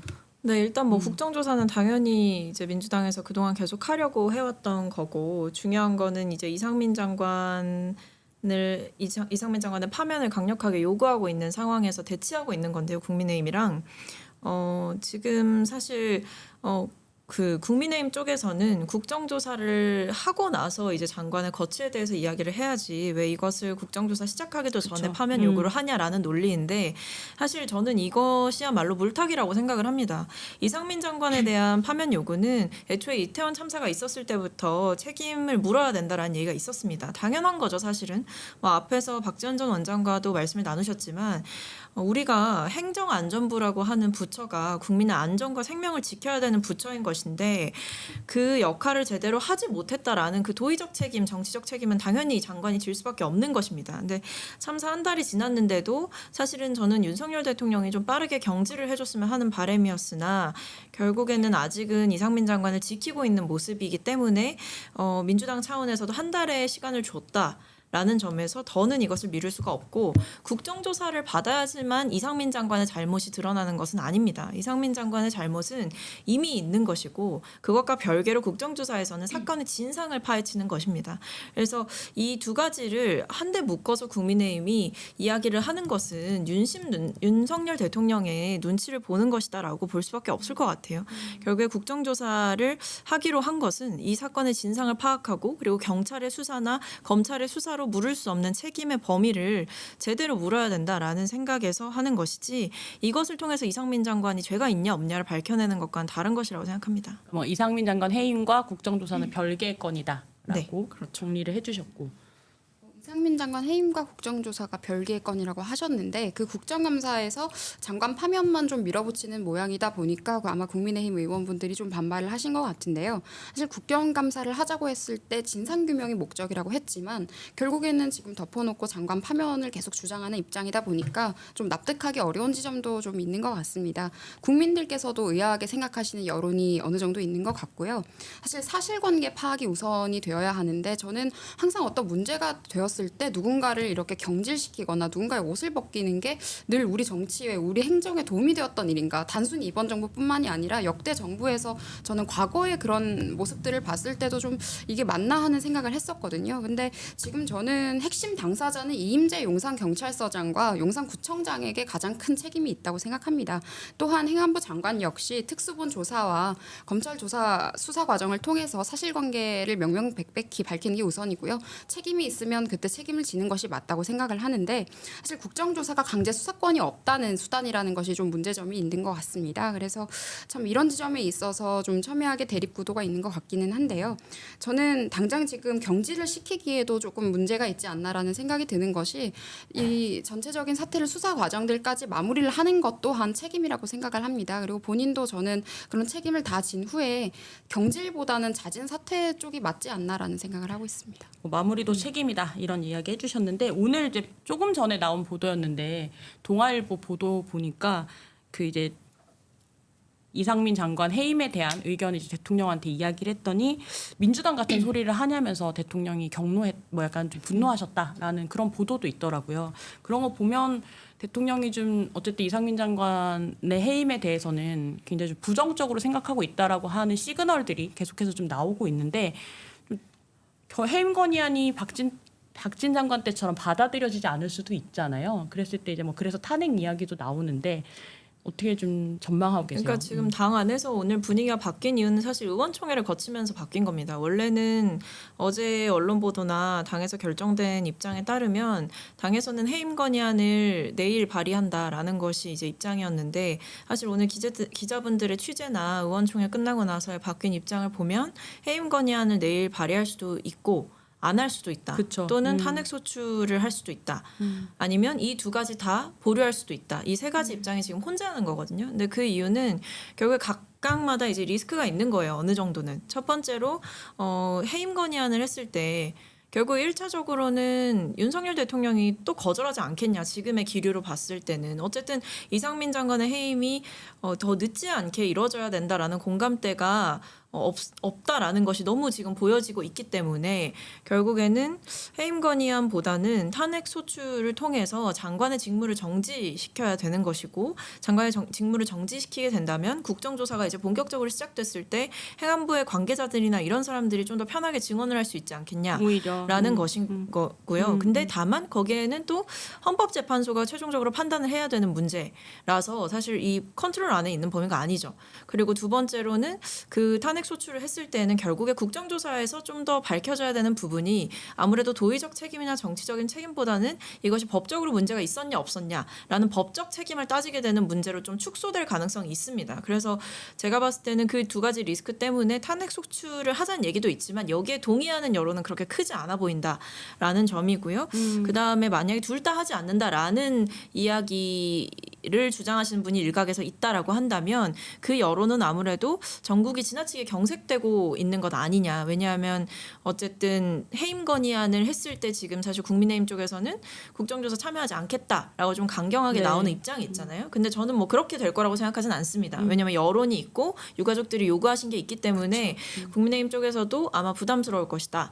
국정조사에 참여를 안 할 수는 없을 것이다라고 봐서 그 뭐 마지막 같이 이렇게 경색되는 문제를 우려하시는 거는 조금 뭐 그렇게 크게 우려 안 하셔도 되지 않을까라는 생각이 들긴 합니다. 아무래도 뭐 이제 예산안 문제가 있고 걸려 있고 이래서 그런 것 같아요. 네, 그리고 또 사실 탄핵을 했을 경우에 아까 지적해 주신 것처럼 민주당 입장에서 정치적으로 부담이 될 가능성이 있고요. 법적 문제로 비화되었을 때 행안부 장관에게 법적 책임이 없다라는 결론이 나와도 좀 난처한 상황이 되기 때문에 해임 탄핵 같은 경우에는 저는 조금 어렵지 않을까라는 생각을 하고 있고요. 사실 지금 2030 세대 젊은 층에서는 또 누군가의 비극을 정치권에서 정쟁화하는 것에 대한 상당한 부담과 그리고 비판적인 의견들이 많습니다. 저희들이 성장해 오면서 지켜온 여러 가지 정치권의 구태적인 행태가 또 답습되는 것이 아닌가라는 생각을 하고 계신 분들도 있고요. 그래서 저는 이제 민주당도 좀 변화해야 할 때가 아닌가. 그리고 지금 협치가 중요하다고 민주당에서도 거듭 이야기를 하고 있고 당장 예산안이라는 현안도 산재해 있고요. 그래서 이런 지점에 있어서 좀 여야가 함께하는 모습을 보여드리는 것이 국민들께 정치가 할 도리가 아닐까라는 생각을 합니다. 근데 뭐 사실 중요한 거는 이상민 장관의 거취가 제일 중요한 거죠. 지금 상황에서 결국에 이상민 장관이 물러나게 할 수 있느냐 없느냐 이건 역시도 저는 민주당이 되게 중요하게 봐야 되는 부분이고 그리고 윤석열 대통령이 이상민 장관을 사실 지금까지 제대로 뭐 질책하거나 문제 삼은 적도 없잖아요. 그동안 그렇게 수많은 논란이 있었음에도 그래서 사실 저는 국정조사를 뭐 본격적으로 이제 시작을 하기 전에 이상민 장관의 거취에 대해서 민주당이 이야기를 했다고 해서 국정조사에 참여하지 않겠다라는 식으로 엄포를 놓는 국민의힘의 행태야말로 굉장히 구태스럽고 그거야말로 대통령한테 줄 서기 위해서 지금 너무 과하게 하는 거 아니냐. 사실 국정조사가 뭐 주호영 원내대표 혼자서 이걸 해야겠다라고 생각해서 한 게 아니라 국민의힘 내부에서도 분명 부담 여론이 있었던 것이거든요. 그분들도 다 지역구가 있고 국민들 만나보시고 하면 여론을 들으니까 이번 참사에 대해서 그리고 여론조사 이런 것들도 계속 나오기 때문에 국민의힘 역시도 국정조사에서 발을 뺄 그 명분이 없다. 그리고 실리도 없다라고 생각합니다. 네. 그렇지만 이제 보이콧을 좀 하는 움직임이나 이야기들은 나오고 있잖아요. 네, 뭐 그런 네. 주장은 이제 당사자인 국정조사위원께서 하실 수 있을 거라고 저는 생각을 해요. 그것 역시 존재할 수 있는 뭐 비판이나 그런 입장이라고 생각을 하는데 사실 희생자를 위시해서 정쟁거리로 이용하는 것은 여야를 막론해서 하면 안 되는 행동이라고 생각을 합니다. 이재명 대표 같은 경우에는 뭐 유가족이었나요? 누군가가 뭐 자살을 했다더라 이런 이상한 말씀을 또 하셔서 논란거리도 되기도 했는데 좀 관련된 발언을 정치권에서 좀 주의 깊게 신중하게 하는 것이 좀 필요해 보입니다. 근데 또 한편으로는 뭐 이상민 장관 파면이라든지 국정조사라든지 이런 부분은 유가족들이 또 요구하셨던 요구 사항 안에 있는 거기도 한데 그런 측면에서는 좀 어떻게 보고 계시는지도 궁금하거든요. 그것에 대해서는 제가 이제 이상민 장관의 사퇴나 이런 부분에 대해서는 제가 이 있고 나서부터 계속 일관되게 말씀을 드리고 있는데 저는 가장 먼저 되어야 될 것은 책임 소재의 확인을 위한 사실관계에 대한 조사입니다. 그것을 통해서 관련돼서 책임을 져야 하는 인물들이 모두 책임을 져야 한다고 생각을 하는 것이지 저는 어떤 일이 발생했을 때 누군가를 뭐 마녀 사냥하듯이 옷을 반드시 벗겨야만 우리의 분노가 분풀이가 된다라는 듯이 이런 식으로 접근하면 안 된다고 봐요. 하지만 이상민 장관이 했던 그런 발언들 같은 지점은 분명히 국민들께 비난과 비판을 받을 만한 발언들이었다고 생각을 하고요. 다만 행정안전부에 지금 업무 공백이 당장 발생하면 안 되는 상황이기도 하고요. 지금 여러 가지 현안들 아까 말씀하셨던 뭐 노조나 이런 부분들도 있고 해서 저는 일단 책임질 부분은 마무리를 하시고 거취를 결정하는 것이 우선이 아닐까라고 생각합니다. 이 부분은 굉장히 두 분이 늘 같은 주제, 이게 이런 주제가 나올 때마다 평행선을 네, 어떤 달리는 어떤 부분인 것 문제를 같은데. 볼 때 시각 그게 관점이 확실히 달라지는 부분들인 것 같아요. 근데 저는 정치의 도의적인 측면을 간과할 수 있냐 그렇게 생각하지 않는 거죠. 왜냐하면 뭐 사실관계 밝히는 거 중요하고 뭐 책임이 있냐 없냐 따지는 거 중요한데요. 근데 사실 지금 상황에서 이렇게 서울 한복판에서 158명이 돌아가셨는데 이 상황에서 관련 주무부처 장관이나 경찰청장 사퇴 안 하고 있고 심지어 대통령이 자르거나 뭐 문제 삼거나 질책 제대로 뭐 행안부 장관에 대해서 하는 거 없고 이런 것들이 다 제 입장에서는 제가 보는 시각으로는 책임 정치를 안 하고 있다. 그러니까 대통령께서 분명히 무한 책임을 강조를 하셨었는데 그 부분은 오감대 없고 결국에 지금 얘기하는 거는 사법적인 책임만 강조를 하신단 말이죠. 저는 이 부분이 납득이 안 되는 거죠. 검사 윤석열은 그럴 수 있을지 몰라도 대통령 윤석열은 그러시면 안 된다라는 생각입니다. 네. 근데 이게 또 국정조사도 국정조사지만 예산안 이제 처리 시한이 이제 얼마 곧 12월 2일로 정해져 있기 때문에 그 문제도 아무래도 또 연동해서 좀 계속 봐야 되는 것 같아요. 아까 비서관님도 좀 짚어주셨지만 이 예산안 뭐 민주당에서 약간 단독 처리할 수도 있다. 뭐 이렇게 좀 이야기가 나오고 있던데 가능성이 있을까요? 시한을 아마 넘기려고 할 것 같지는 않아요. 그러니까 박홍근 원내대표의 특성상 그 기한을 굉장히 잘 지키시는 분이에요. 그것을 어느 정도 책임감을 갖고, 그러니까 결국에는 이게 내년에 써야 될 돈이 제대로 이렇게 결정이 되지 않으면 그건 역시도 사실 국정에 차질이 생기는 거 아니겠습니까? 그리고 그 피해는 국민이 보는 거 아니냐라는 비판이 있어서 이제 예산안 처리나 이런 부분을 지연시키려는 그런 움직임은 전혀 뭐 없어 보이고요. 이제 다만 국민의힘 쪽에서 아무래도 그러다 보니까 국정조사와 이것을 연결시킬 수밖에 없었던 거겠죠. 왜냐하면 예산안 처리 국면에서 결국에 여소야대 국면이기 때문에 야당과의 협상은 분명히 필요한 것이고 그러다 보니까 당연히 또 들어올 수밖에 없었던 거 아닐까라는 국정조사에. 생각을 네네 해봅니다. 그 예산안 가지고도 좀 약간 여러 이야기들이 있는데 네. 예산안 국면에서 좀 국민의힘 쪽에서는 어떤 전략을 가지고 좀 접근을 해야 된다고 좀 보세요. 전략까지 제가 뭐 짤 정도로 그런 네. 위치에 있지 않기 때문에 그런 발언을 제가 하는 건 좀 부적절한 것 같고요. 아까 주신 질문지에 대한 이야기를 조금 해주시면은 어젠다에 대해서 얘기를 나누면 좋을 것 같은데 사실 지금 핵심적인 여러 가지 문제들을 보면 민생과 관련해서 여러 가지 논란 지점들이 좀 발생을 하는 것 같은데요. 사실 이번에 뭐 윤석열 정부가 어떤 민생 관련 예산 삭감했다더라 이런 식의 보도가 굉장히 많이 나가고 있는데요. 사실 그게 아니라 전체적으로 핵심 사안들, 핵심 공약에 대한 예산들이 삭감이 되어 있는 상황입니다. 그리고 공공임대주택 같은 경우에 굉장히 호도가 된 측면이 많은데 그것은 정책 기조의 변경 문제입니다. 윤석열 대통령은 대선 공약으로 분양주택의 공급을 약속했는데요. 실제로 실수요자들 같은 경우에는 분양주택을 좀 더 선호를 하고 있고 민주당이 이에 대해서 예산 1조 1,393억 원을 삭감을 했는데요. 이재명 대표의 대선 공약이었던 공공임대주택 예산은 6조 원 가까이 증액을 했습니다. 그러니까 이런 지점들에 있어서 저희 당에 계시는 뭐 지도부에서도 굉장히 비판적으로 접근을 하고 계신 것 같은데 사실 임대아파트라는 것이 서민 약자를 위한 것이다라는 명분이 있지만 이재명 대표께서는 임대아파트는 돈이 안 된다면서 임대아파트 건설 자체에 부정적이신 발언을 직접 하신 적도 있어요. 그것이 또 대장동, 백현동과도 관련이 되어 있는데요. 또 민주당의 지금 김성환 정책위 의장 같은 경우에는 불과 2년 전에 삶의 질을 저하하는 임대 아파트를 왜 내 지역구에 지어야 하느냐라고 직접 항의도 하셨다고 하더라고요. 또 여러 가지 뭐 정청래 최고위원이나 우원식 예결위원장, 고용진 수석 대변인 이런 분들도 같은 이유로 반대를 하셨던 적이 있는데 왜 지금 갑자기 6조 원 가까이 증액을 하느냐? 그것도 이번 정부의 공약도 아니었는데 이런 지점들에 있어서 의원분들께서는 대선 불복이 아니냐라고 비판을 하고 계신 것 같고요. 사실 공공임대 주택에 대해서 어젠다를 삼고 호도를 하려는 시도는 어떻게 보면 굉장히 문제적일 수 있는 것이 임대주택 자체 정책에 대해서 당시 여론이 굉장히 나빴어요. 문재인 전 대통령이 13평짜리 임대주택 가셔가지고 여기서 부부와 애 둘 키워도 되겠다 이런 말씀을 하셨는데 그게 또 국민들에게 굉장히 분노를 산 지점이기도 했고 그래서 이렇게 가장 핵심적인 사안들 당장 주거 문제에 관련된 것 아닙니까? 이런 부분에 있어서는 정쟁은 있을 수 있겠지만 좀 협조적인 모습들이 좀 필요해 보이는데 사실 여소야대 국면이기 때문에 국민의힘 혼자 할 수 있는 게 아무것도 없습니다. 어떤 것을 하기 위해서는 반드시 민주당의 협조가 따라야 하는데요. 그래서 좀 소통하려는 노력들도 필요해 보입니다. 예, 어쨌든 주요 또 쟁점 중에 하나입니다. 공공임대주택 사업 예산 관련해서는 좀 주요 쟁점 중에 하나이고 그렇죠. 근데 뭐 원활하게 대화가 하려면 사실 또 전제 조건들이 있어. 이게 협치에는 어떤 전제 조건들이 있어야 되는데 그것이 좀 불가능한 상황들이 계속해서 좀 발생하는 것 같기도 해요. 그래서 협치를 위해서는 좀 커뮤니케이션이 좀 돼야 된다고 생각을 하는데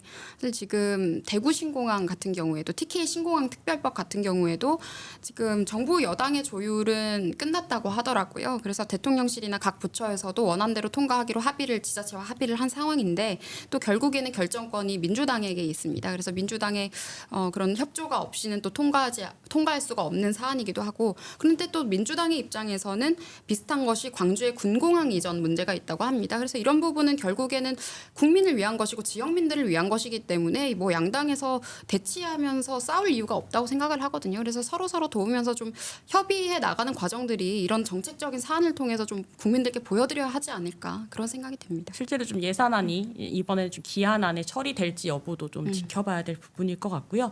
저희 두 번째 주제로 넘어가 보죠. 대통령 왜 그래? 네, 시작된 관저 정치인데, 그러니까 우리 집으로 올래라고 오늘 저희가 이 제목을 뽑았는데 윤핵관 먼저라고 했는데 실제로 이제 11월 25일 날 윤석열 대통령과 지도부가 만찬을 했는데 이제 그 이후에 좀 단독으로 알려진 게 그보다 이틀 전에 윤핵관과 윤 대통령이 만났다라고 하는 것이 또 이야기가 나왔죠. 그래서 이제 대통령이 좀 여당 당권에 영향을 미치려는 거 아니냐 뭐 이런 지적도 나오는데 뭐 아까도 앞서서도 잠깐 이야기를 나눴습니다만 이게 뭐 통상적인 관저에서 이런 정치를 할 수 있다, 뭐 확대 해석할 필요 없다 이런 얘기도 있지만 이 회동에 대한 또 의미를 또 짚어보지 않을 수 없을 것 같아요. 어떻게 보셨어요, 입수원님? 그러니까 뭐 두 가지인 것 같아요. 하나는 이제 야당을 불러서 밥을 먹거나 뭐 관저까지는 아니더라도 하다못해 대통령실에서 만찬을 하거나 오찬을 사실 할 수 있는 시간이 있었는데 그동안 안 하지 않았습니까? 그러니까 지금 대통령 되신 지 몇 달이 지나가는데도 야당과 제대로 한 번조차 만나지 못했다는 사실이 있다 보니까 좀 괘씸죄가 생기는 것 같고요. 그리고 한쪽에서는 이제 결국에 대통령이 그동안에 뭐 아무도 믿진 않았지만 당무에 개입하지 않는다라는 원칙을 세웠던 적이 있는데 그쵸. 첫 번째는 지난번에 권성동 그 의원이랑 나눴던 체리따봉 문자에서 아 이제 당무에 개입을 하시는구나라는 것을 이제 만천하에 공개를 하셨었던 거고 이번에도 사실 국민의힘 지도부와의 회동 이전에 사실은 이른바 윤핵관 4인방을 불러서 밥을 같이 먹었다. 그리고 거기서 전당대회 얘기를 했다라는 것이 언론 보도를 통해서 계속해서 나왔기 때문에 이런 점에서 결국에는 지도부를 이제 불러서 밥을 먹었던 것은 사실은 뭐 그냥 아주 표면적인 대화가 많이 오갔던 것 같고 그리고 특성상 그 지도부를 부르기 전에 먼저 이제 4인방을 불러서 얘기를 하면서 전당대회 얘기를 했다는 것은 결국에는 전당대회 시기부터 누가 나갈 것이냐 또는 룰에 대한 얘기까지도 나왔을 것이다라고 추측할 수밖에 없는 대목이라 대통령이 당무에 개입을 아주 적극적으로 하고 있다라는 것을 우리가 확인해 볼 수 있었고 제가 봤을 때 가장 기분이 나빠야 되는 사람들은 일단 국민의힘 지도부가 아닐까. 결국에는 국민의힘 지도부가 좀 허수아비처럼 왜냐하면 국민의힘 지도부랑은 그 당권 얘기를 아예 안 하셨으니까요. 근데 그 시기에 대해서도 정진석 비대위원장이 보고했던 그 2말 3초는 거부를 하셨고 윤핵관들이 보고했다던 그러니까 5말 6초가 정진석 비대위원장이 그 보고를 했던 거였고 그거는 거부를 하시고 윤핵관들이 얘기했던 뭐 2말 3초 이것은 받아들였다. 5말 6초가 이제 대통령 보기엔 좀 너무 늦은 시기. 근데 대통령은 사실 그게 최근에도 그 보도를 보면 아셨겠지만 최근에도 그 전당대회 시기를 두고 좀 빨리 하는 거를 가급적 원하셨던 것 같아요. 그래서 그런 의중이 좀 반영되는 게 아닌가 싶고요. 그래서 저는 당무의 개입을 적극적으로 하고 계시다라는 생각이 듭니다. 그러니까 실제로 조금 전당대회 시기에 대한 이야기들이 이 만찬 정치 이후에 관저 정치 이후에 좀 나오고 있는데 네, 그래서 뭐 총선 승리에 대해서 관심을 갖고 계시겠죠. 이제 이번에 정부가 제대로 효율적으로 운영이 되려면 다음 총선이 굉장히 중요한 대목이다 보니까요. 저희들의 핵심적인 공약이었던 여가부 폐지권 같은 경우에도 그렇고 여러 가지 사안들을 통과시키기 위해서라도 총선 승리가 필수적이다 보니까 아마 우리 당 정치인들과 논의를 하려고 하셨던 것 같은데 사실 이렇게 친윤 4인방이라고 뭐 기사까지 났네요. 그렇죠. 이렇게, 권성동, 네. 장제원, 이철규, 윤한홍 의원. 그래서 좀 섭섭해하시는 분들이 있었던 것 그러니까요. 같다라는 그러니까요. 생각도 드는 것이 사실 주호영 원내대표 같은 경우에도 윤핵관이나 뭐 그런 쪽으로 분류가 되셨던 분인데 뭐 그분 말고도 뭐 박대출 의원이나 이런 분들도 갑자기 이핵관이라고 분류되는 허은하 의원의 출판 기념회에 그분들이 가셨더라고요. 그래서 저는 그 사진을 보고 굉장히 이질적이라서 좀 놀랐습니다. 그래서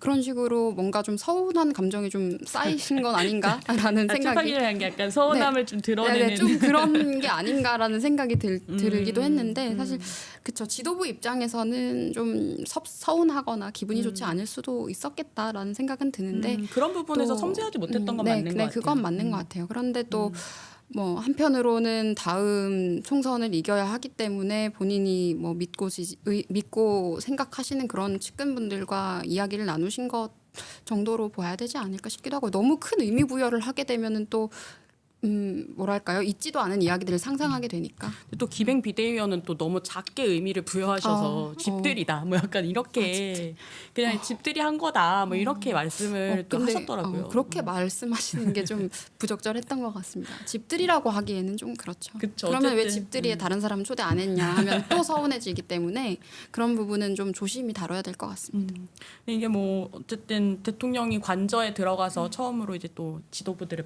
이렇게 불러서 식사를 하고 이 모든 것이 또 식사를 하는 모든 것도 다 정치니까요. 정치를 이제 하신 건데 이 아까 뭐 박지원 원장님도 앞서서 말씀하셨습니다만 이 여당과는 여당 지도부와는 또 윤핵관과는 여러 차례 좀 만나시고 식사도 하시고 하시지만 이재명 대표와는 아직까지 아까 지적하신 대로 한 번도 만나지 않으셨죠. 그것이 이제 뭐 단독 회동이든 야당 지도부와든 이런 부분을 조금 이제 어쨌든 관저 입주하셨으니까 야당을 만날 수도 있을까라는 질문도 들더라고요. 나 안 만날 것 같아요. 왜냐하면은 이게 야당을 만난다는 거는 사실 이제 정치적 행위잖아요. 그리고 특히 예산안 처리 이런 것들을 앞두고 대통령이 사실 이런 좀 경색된 여야 관계를 풀기 위해서 좀 노력하는 차원으로 정치력을 발휘해서 만나서 얘기를 나누고 이랬다면 훨씬 더 우리 정치가 좀 더 잘 돌아가지 않았을까라는 생각도 사실은 합니다. 뭐 국정조사 같은 것도 사실 여야 합의가 좀 더 잘 이루어질 수 있도록 쿨하게 이제 의사를 밝히시고 이러면 참 좋죠. 그리고 뭐 이상민 장관도 빠르게 경질을 하시고 그랬다면 이렇게까지 우리가 첨예하게 대립할 수 있었을까, 대립해야만 했을까 이런 생각이 드는데 안 만날 것 같다고 말씀드린 이유는 윤석열 대통령이 뭐 제가 잘 이렇게 사적으로 뵌 적은 없는 분이지만 그동안 대통령으로서 보여주신 행보들을 보면 그 본인의 주관이 굉장히 뚜렷하신데 정치인으로서 직무를 수행하는 느낌보다는 어쨌든 개인 또는 검사 윤석열로서 직무를 수행하신다는 느낌을 훨씬 더 많이 받았습니다. 그러니까 본인이 봤을 때 싫으면 배척하고 좋으면 가까이 하고 쓴소리하는 사람은 가까이 하지 않고 그러니까 이런 일련의 흐름들이 있었기 때문에 사실 윤석열 대통령이 좀 통 크게 야당과 만나는 것도 좋은 모습이겠지만 아마 성격상 그게 안 될 것 같다라는 생각을 하고요. 그리고 또 그 지도부 만찬에 갔다 오셨던 분 말씀으로는 이제 뭐 이재명 대표가 수사 중이니까 안 만나시는 게 좋다. 뭐 이런 얘기도 이제 하셨다고 해요. 근데 그런 거 자체가 이미 뭐 좋아 보이진 않죠. 왜냐면은 싫은 사람도 품어야 되는 게 정치고 대통령이라면 내가 아무리 뭐 감정이 안 좋아도 또는 뭐 가깝지 않아도 그러고 싶지 않아도 응당해야 되는 일이 있는 건데 그런 일은 또 많이 안 하시는 느낌이 드는 것 같아 아쉽습니다. 그러니까 뭐 정치에 있어서 협상, 뭐 협치라고 하는 게 내가 원하는 10개를 다 가질 수 없는 거잖아요. 내가 뭔가 하나를 하고 싶으면 뭐 반개라도 줘야지 사실은 이제 협의나 협상 이런 게 되는 건데 그런 측면에서 만나야 된다라고 이제 주장하시는 분들도 많이 있어요. 네. 대변인님은 좀 어떻게 보세요? 근데 아까 지적해주신 그런 문제들은 저는 이재명 대표도 다 갖고 계신 결함이라는 생각이 좀 들고요. 사실 저는 이재명 대표가 바쁘셔서 오히려 못 만나는 게 아닌가라는 의구심도 좀 들었던 것이 확인해봐야 네, 되겠다. 최근에 보도되는 것들을 보면은 뭐 살까지 빠지실 정도라는 보도 같은 것들도 나오고 굉장히 우왕좌왕 바쁘시다라는 이야기도 나오고요. 어제 보도를 보니까 갑자기 가뭄을 언급하시면서 왕존이 기후제니 이야기를 하셨어요. 뭐 대통령이 기후제를 지내야 된다는 말씀처럼 좀 이상한 메시지까지 나오고 있는데 그만큼 지금 본인의 머릿속이나 마음속이 굉장히 복잡하신 것 같아요. 사실 생각이 많아도 바빠서 다른 사람 못 만나게 되기도 하거든요. 그래서 이재명 대표가 오히려 바쁘셔서 못 만나는 게 아닌가라는 생각이 들고 또 이재명 대표가 최근에 우울증 이야기도 하셨던 것으로 알고 있는데 지금 글쎄요. 민주당의 입장에서는 민주당의 대표가 대통령과 만나서 여러 가지 현안을 나누는 것이 중요해 보이고 저도 그것이 협치를 위한 길이라고 생각을 하지만 과연 이재명 대표에게는 이재명 대표 본인을 위해서는 지금 대통령을 만나는 게 좋을까요? 저는 그런 의구심도 좀 듭니다. 이재명 대표를 굉장히 걱정해 주시는. 근데 뭐 바라는, 그게 네. 그 말씀하신 게 조금 이해가 안 되는 게 뭐 결함을 다 갖고 있다라고 했는데 윤석열 대통령은 대통령이시잖아요. 그러니까 제가 이제 그 결함이 치명적이다 대통령직을 수행하는 데 있어서 그렇게 말씀을 드린 거고 그리고 이재명 대표가 바빠서 못 만난다 이거는 뭐 너무 이렇게 좀 설명이 안 되는 얘기죠. 왜냐하면 바쁜 건 피차 마찬가지예요. 정치인들은 다 바쁘고요. 원내대표들도 협상할 때 다 시간 쪼개서 만나는 거고 일정이 있으면 그 일정에 맞춰서 다 캔슬하고 만나는 거죠. 그리고 대통령을 만나고 싶다는 얘기는 이재명 대표는 계속해서 여러 차례 하셨어요. 영수회담 얘기하시면서 계속 영수회담 얘기를 계속 하셨는데 사실은 대통령실에서 이제 뭐 이진복 수석을 통해서 잠깐 전화 통화를 한다던가 이런 식으로 잠깐 뭐 나중에 좀 안정되면 보자 이런 이야기를 하셔놓고 답이 없는 거는 뭐 대통령실이 아닐까라는 생각을 해봅니다. 약간 좀 편한 분들이랑 대화하는 걸 선호하는 스타일인 것 같다는 생각이 들긴 해요. 근데 예. 그런 추측은 좀 옳지는 않은 것 같아요. 저는 윤석열 대통령이 대통령이 된 이유가 있을 거라고 생각을 하기 때문에 또 그걸 믿고 지지해 주신 국민들이 있다 보니까요. 확인된 사실로 좀 이야기를 하는 게 좋지 않을까 싶고 지금 이재명 대표도 계속 만나고 싶다고는 하셨지만 제가 볼 때는 당 내에서도 대표로서 책임을 다하지 못한다는 것에 대해서 계속 비판을 받고 계시잖아요. 그래서 과연 이분이 민주당을 대표할 만한 분인가 그리고 이재명이 지금 리더십을 가지고 있는가에 대해서도 저는 의구심이 들고요. 뭐 조금 더 지켜봐야 되지 않겠습니까? 지금 당장 현안을 또 해결해야 될 것들이 있으니까요. 이제 뭐 관련해서 뭐 연결해서 비서관님 좀 답변해 주실 수 있는 것이 이를테면 민주당 안에서도 지금 굉장히 여러 목소리가 나오고 있죠. 지금 이 당 대표의 어떤 사법 리스크 관련해서 뭐 계속 좀 반복되고 있습니다만 단일 대우를 유지해야 된다라는 목소리 그리고 대표가 책임져야 된다라고 하는 아까 이제 그 대변님이 소개해 주셨던 서른 의원의 네. 발언 같은 것들 네, 그리고 또 뭐 비판을 하시는 분들을 가지고 뭐 조금박해 이런 말이 있던데 그게 네 조금박해라는 줄임말이 있던데 뭐 그런 것들도 있고 그거 원래 있었어요. 아, 네. 네. 그거 원래 좀 당의 소신파라고 네, 해서 네네네. 네, 의원님들 이렇게 앞자만 따가지고 이제 부르는 이 명칭이 있었던 건데, 그러니까 뭐 아무튼 지금 당 안에서 분위기가 뭐 여러 갈래로 나뉘는 건 맞습니다만 일단 공통된 전제는 검찰의 수사가 무리한 건 맞다. 라는 생각이 있고요. 근데 다만 뭐 일부에서는 또 이제 측근들 관련된 수사, 그러니까 정진상 실장이나 김용 전 부원장, 그러니까 두 분 다 이제 뭐 사의를 표명을 하셨는데 이제 그 두 전 당직자이자 이재명 대표의 측근들에 대해서 당이 좀 어디까지 우리가 방어를 해야 되냐 이 부분에 대해서는 의견이 분분했던 것 같아요. 그러다 보니까 대표가 이런 부분을 좀 명확하게 선을 그어줘야 되는 거 아니냐라는 리더십에 대한 요구가 있었던 것이고, 그리고 한편으로는 이재명 대표가 물러나야 된다. 뭐 이런 얘기는 아직 주류의 의견으로 올라왔다고 보기는 어렵습니다. 제가 봤을 때는. 왜냐하면 아직까지는 어쨌든 이재명 대표를 향한 수사가 무리한 것은 맞고 그리고 측근들을 통해서 이재명 대표로 검찰이 가려고 하는 움직임이 명확히 보이고 있기 때문에 하지만 그럼에도 구체적인 증거나 진술을 확보하지 못했다라는 것은 아직 여전한 사실이거든요. 그래서 정확한 증거나 뭐 진술이나 이런 것들이 확보되지 않은 상태에서 이재명 대표가 유죄다라고 판단하면서 내려가라라고 하는 것은 그거는 조금 너무 나간 얘기가 아닌가라고 생각합니다.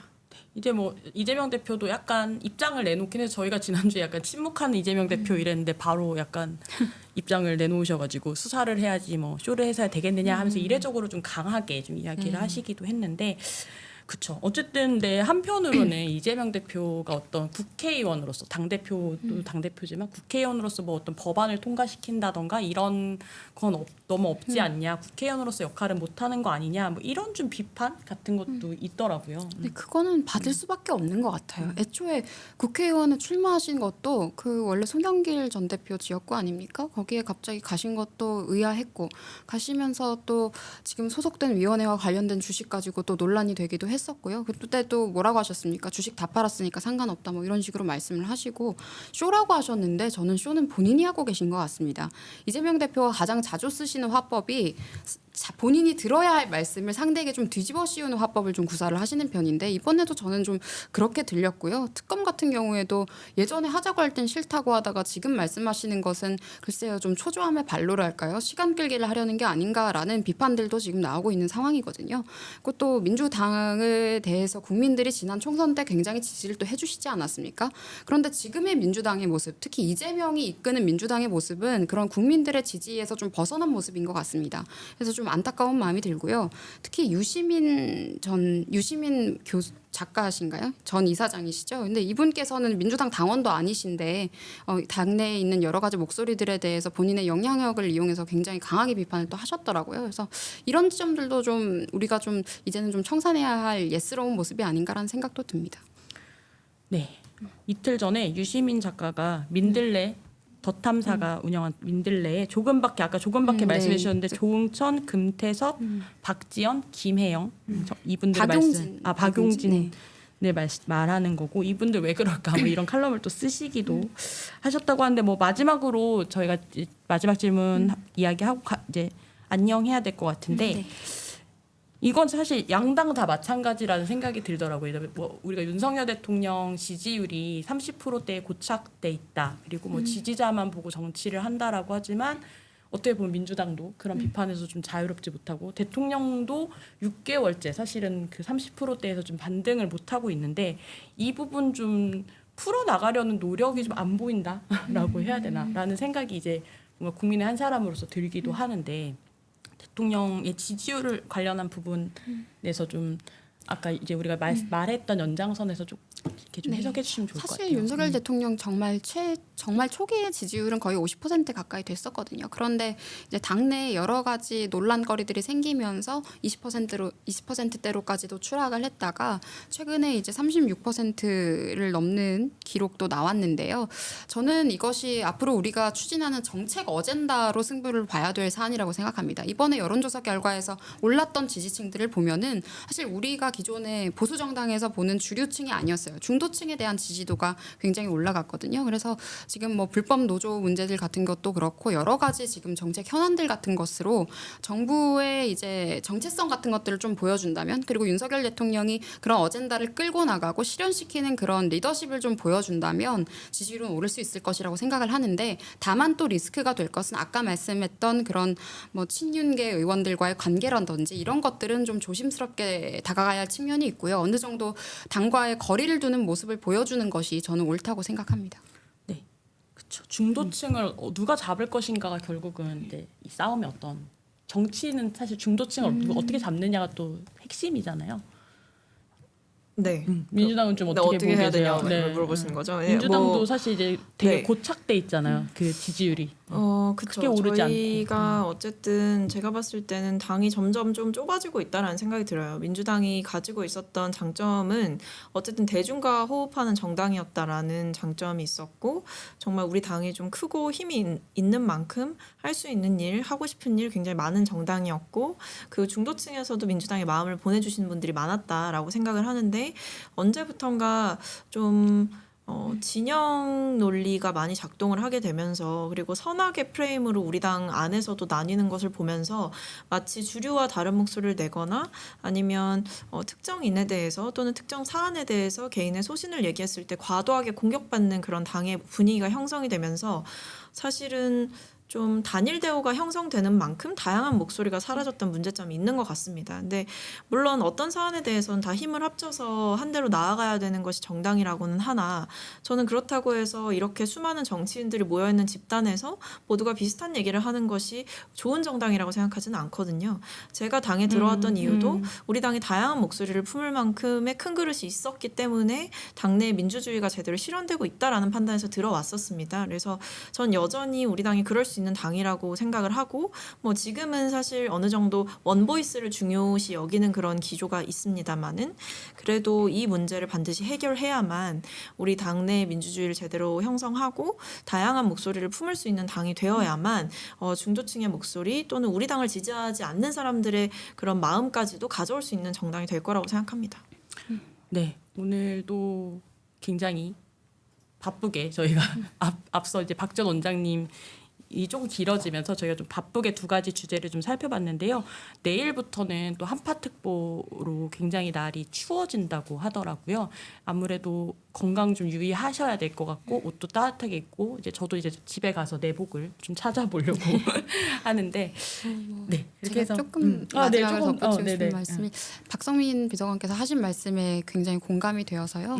당내에서 단일 대우는 해야 할 상황이 할 수는 있겠지만 여러 가지 목소리가 있다고 해서 한 가지가 다르다고 해서 그 사람을 악으로 몰아가고 규정하고 뭐 집단적으로 테러까지 하는 그런 현상들은 정말 잘못된 현상이라고 생각을 합니다. 그래서 이런 지점들을 앞으로 좀 바꿔나가는 노력들이 정치권에서 있었으면 좋겠고 선배 정치인들께서도 저희들의 목소리를 좀 들어주셨으면 좋겠습니다. 좀 많이 봐주시면 좋을 것 같고 사실 두 분이 말씀하신 다양성이야말로 민주주의의 핵심이라는 생각을 해봅니다. 다음 주에도 저희가 이 다양한 이야기들을 한번 나눠보도록 하겠습니다. 우리 마지막으로 하는 거 구독, 좋아요, 알림 설정 하고 끝낼까요? 어디부터 할까요? 네. 네. 먼저. 먼저? 네, 먼저. 네. 네. 정치의 글의 구독, 좋아요. 알림 설정. 네, 다음 주에 또 만나요. 고생하셨습니다.